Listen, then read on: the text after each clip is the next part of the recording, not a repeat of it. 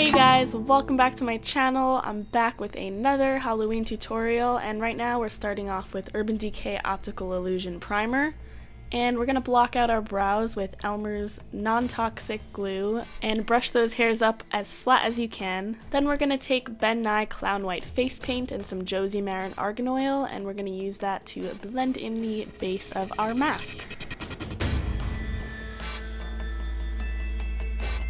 I'm using Ben Nye setting powder. You can use any setting powder. Just make sure that you really set this base if you are using a cream paint, because we're going to be using some water activated paints on top of it, so we need this set very well. Now I'm going to be using this sea sponge that I got from a craft store because it's pretty texturized and will create a cool look when you pat it on your face like you can see here. And I'm using my Wolf Essentials water activated paint again, and I'm taking the brown color and I think I mixed it with some orange. And as you can see, I kind of mapped out where those holes go on my forehead, and then I just kind of patted randomly around my face, and I tried to make sure that some spots were darker than others, so I went again here with a darker brown and picked up some more pigment on the sponge. If you want it to be more pigmented, just use less water. I'm also taking some grays to give it some cool tone dirt. I like using different shades just to give it a more realistic, worn out look.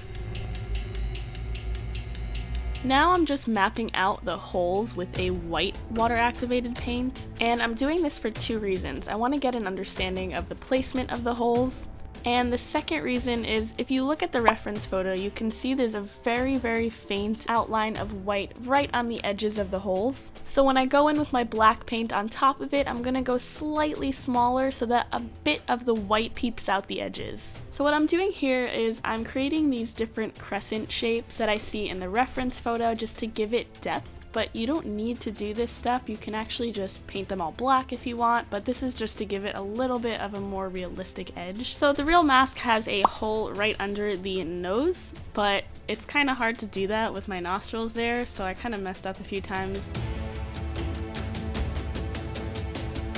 So then we're going to take a gray face paint and we're just going to fill in the rest of the hole. Sorry, I keep going out of focus. My camera's really messed up. I don't know why it doesn't recognize my face. Maybe it's because of the mask. So now I'm just doing the screws on either side of my face. I kind of just created a big circle and then a smaller circle right on top of it. And now I'm just shading it and putting a shadow right beneath the smaller circle. And I'm also going to put some highlight on top of it as well. And I'm also going to highlight the hole on my nose. Also, between clips, I went back in with a black paint over the holes and left over a thin crescent shape with the gray. You'll see it in the next clip. And then I'm going to go in and add those white scratch mark details. So this part's kind of fun. Just randomly fling the brush around your face and try to match the reference photo. And then highlight those brighter areas that you see in the reference photo around the eye. And then we fill in the eye holes with some water activated black paint.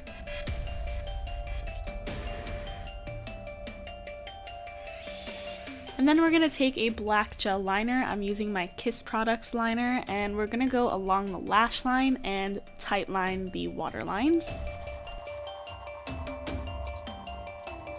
Now I'm going to take my red water activated paint and map out this red symbol on the mask. I don't really know how to call that, but I'm not going to create the shape perfectly as it would appear on a new mask. I'm going to make it look kind of scratched off and worn. So I'm not going to paint the entire thing red. I'm going to leave some spots open and try to match it as best I can to the photo.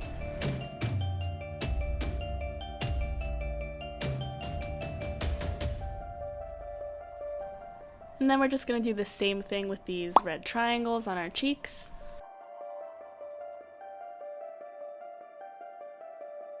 So now I'm creating the velcro attachment on the top and sides of the mask.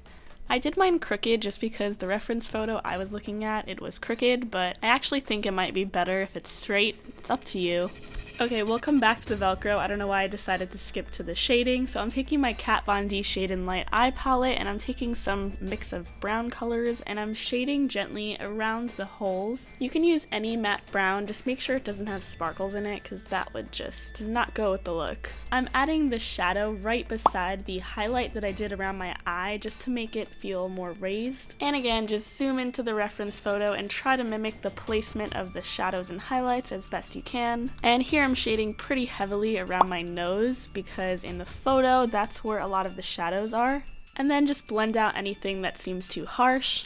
Then I'm grabbing my sea sponge again, dipping it in some black, and adding some more detail on top of everything we just did. Try to avoid the holes and the red marks. I went back in with the white just to highlight some points that I left out. And then I really thinly dotted around the eye hole just because I saw a faint highlight around the eye holes and I wanted to recreate that. Here I am just coughing away. I'm so frustrated. My cough was so bad when I was filming this. And I'm still kind of sick. My throat and my ear are really messed up. I'm going back into those red marks with a white NYX liquid liner and creating those scratch marks to make them look worn in and used. And now I am shading my jawline area to try to make it look more narrow. As you can see in the photo, there's some shading there. Now I'm returning to those velcro strips. I guess I was also waiting for it to dry. That makes sense. Anyway, I'm filling the metal piece in with a gray and highlighting it with white. And it's actually fine not to fill in the gray perfectly because then it gives it that like scratched metal look. Now I'm going over the holes with a black matte shadow because the paint kind of reflects light and I'm trying to get these to look like real holes. So we want it to be dry and reflect the least amount of light possible. And then as a final touch, we are taking the sea sponge and adding bits of white all over my face. And that concludes the look. Thank you so much for watching.